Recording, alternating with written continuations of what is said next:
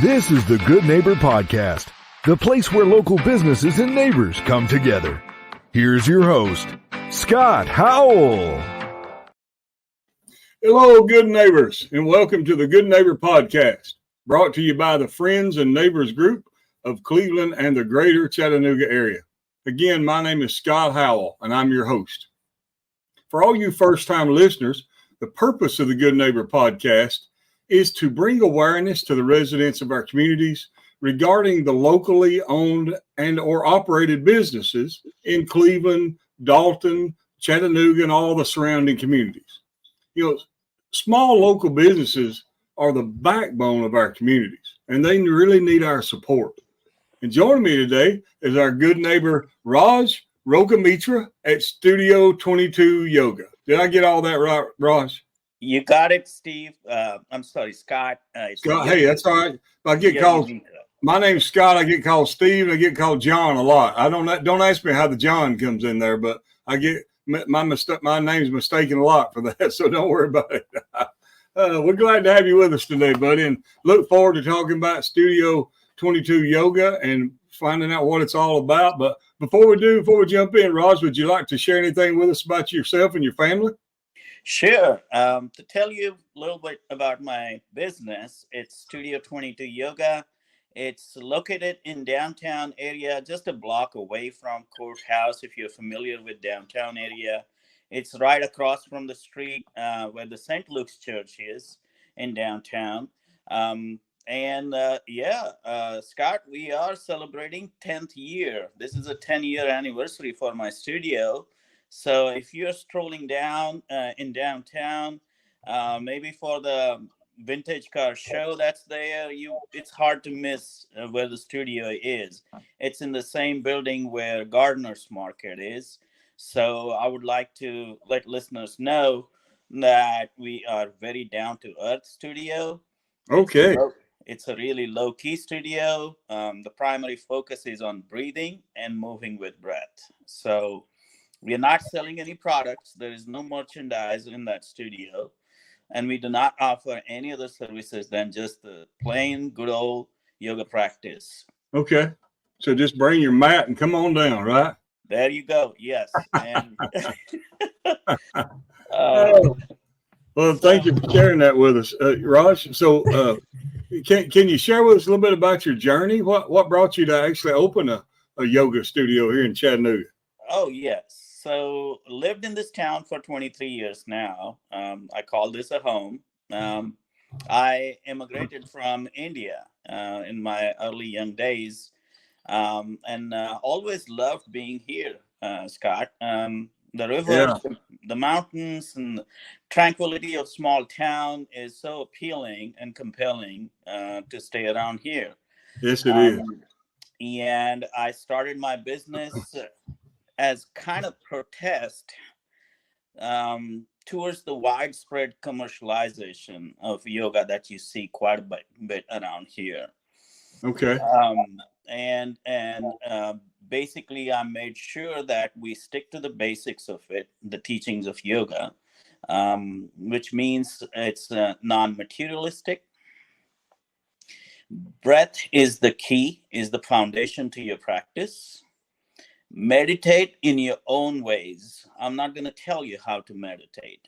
Okay. And I consider my practice as moving meditation. As you move, you start focusing on what you do. What happens when you're moving, when you're doing poses, postures. Just a while ago, you said, down dog was something new to you. What it did to you is basically made you think more about what I'm doing right now, what position I'm into, how my body feels. So that's the focus of my practice. Meditate in your own ways, and your postures, your poses will be the physical part of that practice, which will be the second foundational aspect of it. So that's a little bit about how we focus on practices and how we energize that practice with your breath. Now, I was telling Raj before we started recording that, I never knew anything really about yoga. And when I would see people do it, I would think that looks a little bit too lightweight for me, And, I'm used to lifting weights and all this. And till one day I decided I was going to try a yoga session with someone that knew what they were doing. And I hurt for 3 days after that. I mean, it was intense. And you're right. I was paying attention to my movements because there's a couple of times I fell flat on my face. So it made me pay attention. I wasn't used to some of that moving around like some of those movements were, but I have to admit, it really impressed me. I mean, I was really taken back by it. It's just, wow, the intensity of it, and it really does work. Kind of made me understand now why some of those guys that I saw doing yoga are so ripped like they are, But I want to ask you about one thing, Raj. You mentioned a while ago about the commercialization of yoga. Can you kind of tell us what you mean by that? So if you noticed, yoga studios and yoga practice in itself is now a multi-billion-dollar industry in our country. Unfortunately, the commercialization part of it is where there are unwritten norms, there are unwritten rules about, hey, if you're going to a very upscale studio or any kind of yoga studio, you have to have certain kind of a attire to fit in with that crowd. You have to have that expensive mat, which ranges anywhere from $150 to $300 these days. Wow. And if you want to practice regularly with the group of people that you want to fit in with, the yoga class is anywhere between $18 to upwards of $35 at times. So imagine if you want to practice with group of people that you want to be with, and it's an upscale studio, you are really spending quite a lot of money just to be there in the studio and practice. Yeah. That is not how yoga was intended for anybody. If you go to the roots, the basics of yoga, it is a practice for a common people, for a simple man. It is something that you adapt to. You also make sure that you have certain life principles to fit in with that lifestyle. And it does not have any room for materialism, anything related to being expensive or exorbitant that way. So my approach has always been, and you asked me like, what made you start this business, is to decommercialize this. There is no reason to have all that hype around it. It's simple mat that you can get at TJ Maxx or Walmart. Bring it with you, bring a water bottle, and you have hour and a half with me to practice for $5. You will hour and a half, 90 minutes of practice. Wow. For just $5 that you drop in. You do not have to have a membership. You do not have to pay any upfront fee. And leave aside just the commercial part of it, the business part of it. What I want you to get out of it is how you feel in your body. Do you feel anything different? I always tell all my friends who are into CrossFit, weightlifting, or heavy exercise routines, come and try this out. This is a different range of motion that your body has not experienced before. And you will notice how much of performance improvement you'll see when you connect your movements with your breath. I have had people who play golf regularly, and they said, ever since I have started doing yoga with you, or for that matter, when they started practicing yoga anywhere else, their swings have gotten better. The bicyclists have said, like, we have gone further distance because now we are incorporating breathing with what we do. And you will see an overall change in your performance, in your body, and your lifestyle, just with simple routine of, going through flexibility routines that we have when we practice yoga. Raj, I always kind of come into these interviews with a prepared list of questions because it just kind of keeps me on track. But sometimes people say things and it just kind of makes me want to go off track a little bit and just kind of learn more. So I think it would be really interesting for myself and probably a lot of our listeners. How did yoga originate? Oh, that's a very good question, Scott. Yes, the myths and misconceptions about yoga that you hear quite a lot about. Yeah. And I think we have put behind the days where yoga was considered witchcraft. I don't think we have that anymore. I think it's gotten deep into the Yeah. community where no, I've it never heard was that myself. Yeah. exactly. But I do come across the stereotypes who still think that it's a religious practice. Okay. And I want to emphasize that its roots are in Hinduism, and you can actually trace that out. It's been a practice for a common man, just to make sure that they have better immunity in terms of how their body performs in the hard work that they perform for farmers, for carpenters, for people who have laborious jobs. They adopted this practice several centuries ago to make sure that um, they are not really um, being susceptible to the common cold and the common diseases that they have had. Okay. It was their way of boosting their immune system, and breathing and moving with breath was so beneficial for them that they adopted this as a practice.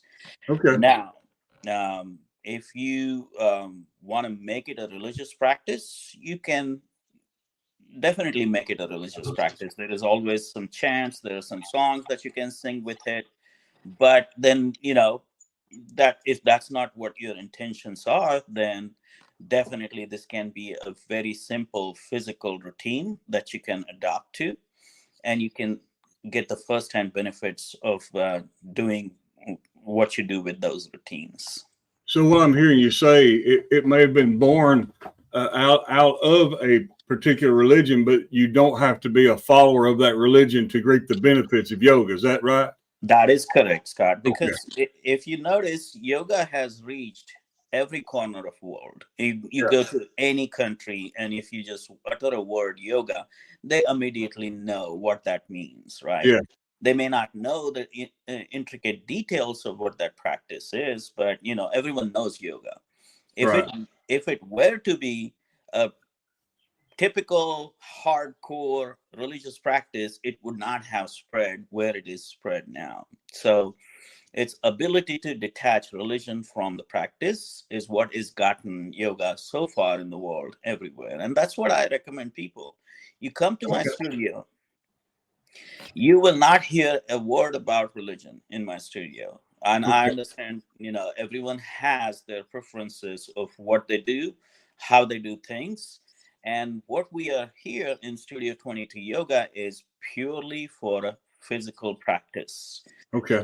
We have a routine with 6 poses on left, 7 poses on left, 8 poses, however many poses you can do, and same amount of poses that you will do on right. And we put our heart and soul and every ounce of energy that we have in those poses, get the benefit of being in that poses with breath. And at the end of the practice, there will be a 10-minute resting pose, because that's essential for your body, and you will experience all different kind of changes that have happened or occurred during that practice to your body, and you leave the studio. So, to answer your question, yes, it originated in different religion, but you do not have to follow it. So if somebody comes in and they hear that hour and a half, they come in and they're like, wow, I don't know, maybe I'm too intimidated to go. Maybe I can't do the whole hour and a half. Is that a problem? That is not a problem, because, every practice is different. You have a beginner yoga, you have an intermediate yoga, you have a advanced yoga for people who have been practicing it for years now. Yes. So in the beginner practice, yes, it's a 90-minute practice, but we have several modifications that you can do to the poses. Okay. In most of the scenarios, I advise people just to listen to your body. You don't have to compete with person who is next to you, because if you start competing, then it's really not yoga. You have Yeah. to take care of your body, do what you can, and then in the next practice, try and go a little further in that pose. But in that scenario, you're just competing with yourself. You're not competing with others who are in that room. Your body type is different from others. You do not have the same body as others. So what your body Right. can do is what your body can do. So, that's my advice to people who are jumping into this practice now, or plan on jumping in future, or have been practicing and want to advance their levels. So during the practice, we definitely give little breaks. There are poses, those are called restorative or recovering poses, where you slide yourself into that pose, recover your breath, regain your strength, and move on. So that's definitely part of practice. It's funny you said that about a while ago about not competing with somebody beside of you. Bodybuilding, weightlifting, CrossFit, all these, running, all these things have competitions. I've never heard of a yoga competition, professional yoga competition. So Exactly. that's a good point, Raj. Very good point. Don't compete with anybody. Just compete with yourself. Yes. Just try to be the best version of yourself you can be. What kind of hours do y'all have down there at the studio? So there is a class every day. We have beginner classes on Mondays and Wednesdays at 6:30 p.m.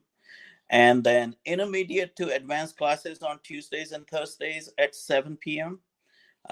Saturday noon is more of a restorative class, and that's targeting people who have had recent surgeries, such as knee replacements, shoulder replacements, or something like that. And you have been advised by your physician that you should go and take some sort of yoga class, which I'm hearing quite a lot these days. And That's pretty good. encouraged with medical professionals recommending that you should get into some sort of physical routine that Yeah. will help them to recover from those surgeries sooner. And that's at Saturday noon. And then we have a class on Sunday at 4 p.m., which is targeting back care. So these Okay. days we hear quite a lot about the lower back pain, Yes. shoulders and upper back pain. A lot of people who have had spinal fusion kind of surgeries, or quite a lot of heart surgeries. And we target that class where we will help you gain some sort of a flexibility and strength building into your lower back. So that's back care yoga. And Sunday nights at 6 p.m., we have a hot yoga where room temperature is usually hotter than usual. Benefit of doing that is your body will start extracting impurities pretty easily through your sweat. And when you move in a hotter environment, you're breathing harder, and that helps your respiratory system as well. The overall benefit of hot yoga is tremendous. I recommend everyone should try that. And you'll feel a different person. So that's my schedule, Scott. And I'm going to ask one more question before we close the program, because uh, I heard someone talking about one time they tried to do yoga, but they had a lot of joint pain in their hands, and and the person that was running the yoga class never mentioned about there being alternate poses or alternate ways of doing things. So they just finally had to quit. What would you recommend if someone came in and they said, I'm having joint pain, I'm having a hard time putting my hands down, putting my weight on it? What would you tell them?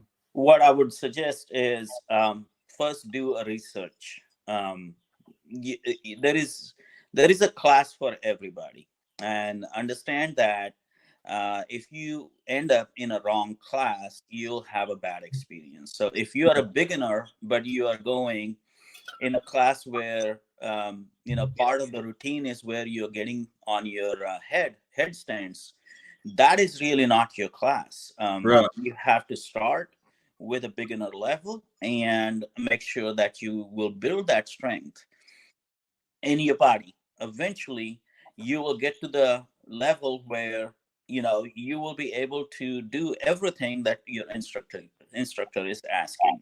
Okay. So yes, there is always some sort of inhibition. There is some sort of a challenge with everybody. Yeah. Your knees will hurt, your joints will hurt, your back will hurt. So you have to listen to your body. Very important thing is listen to your body. If your body is telling you that this is something that I cannot do now, go into the child's pose, which is a restorative pose. Go into any simple pose that you feel like you need to get into. Go ahead and do that. My favorite saying is, no pain, no gain does not apply to yoga. That's not yoga. Wow. Oh, wow. I never heard that before. That's awesome. Yeah.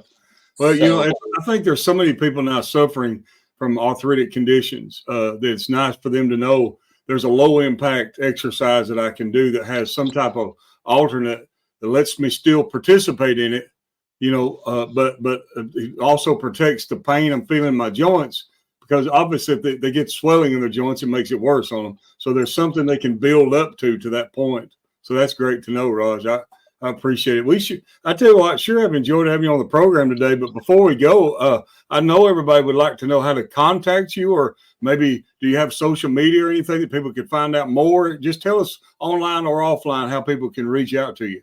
Definitely, and I appreciate that so much, Scott, because we are just word of mouth. You will never see an advertisement from us on anywhere. Okay. So we are on social media. We are on Facebook as Studio 22 Yoga, and same on Instagram, Studio 22 Yoga. And we post just one post a day. So if you're following, please don't be afraid, because you will see only one post a day, and we will not overwhelm you with a ton of posts coming every day. Okay. We also have a website, catch22yoga.com, www.catch22yoga.com. That's our website. We have class schedule posted everywhere. We post on social media as well. And we have a phone number to reach, area code 678-860-7422. You can text or call us. All right. Well, Raj, it's been a pleasure having you on and you dispelling some of the myths regarding yoga and explaining things. And again, I will attest to it, ladies and gentlemen. If you think yoga is a joke, go try it out and see if you're still laughing in a day or two. Because you'll probably be saying, wow, that was some serious, a lot more serious than I thought it would be. So thank you for sharing all this with us today, Raj, and for being on our program. Awesome. And this is what we always do. Namaste, my friend. Namaste. Yeah, I've heard that. What does that mean? It's light in you is seen by me, and my light is seen by you. Okay, there you go. Well, there's a lot for us to learn. And I'm glad we learned something today about he's talking about the commercialization of yoga. It seems like that's one thing that's in the United States we're really good at, is commercializing everything. So it's nice to know that there's a place that you can go if you just want to enjoy yoga and it's affordable, and you don't have to have the latest and greatest attire. You don't have to have the most expensive mat. Like he said, I think I got mine at TJ Maxx for $10. So, and it's good enough for me. It's a thick one, and I need a thick one. I'm a big boy, right? And so it's a good, but so to all you good neighbors of the Cleveland and Chattanooga, Dalton areas, after meeting with Raj and learning more about Studio 22 Yoga, I know he hopes you'll take a moment to consider all they have to offer, and remember them. When you need and want that service that they provide, whether you think you need it or not, go give it a try. $5 to go give a session a try. See if you feel like it's something that you can benefit from. It might surprise you. And before ending this episode, I'd also like to thank you all, the listeners, for taking the time out of your busy day to visit with us at the Good Neighbor Podcast. Always remember to support the locally owned and or operated businesses in Cleveland and Dalton and the greater Chattanooga area, all the little communities surrounding Chattanooga. And this is Scott Howell and the Friends and Neighbors Group. Everyone go out and make this a remarkable day. Thank you for listening to the Good Neighbor Podcast. To nominate your favorite local businesses to be featured on the show, go to gnpcleveland.com. That's gnpcleveland.com or call 423-380-1984.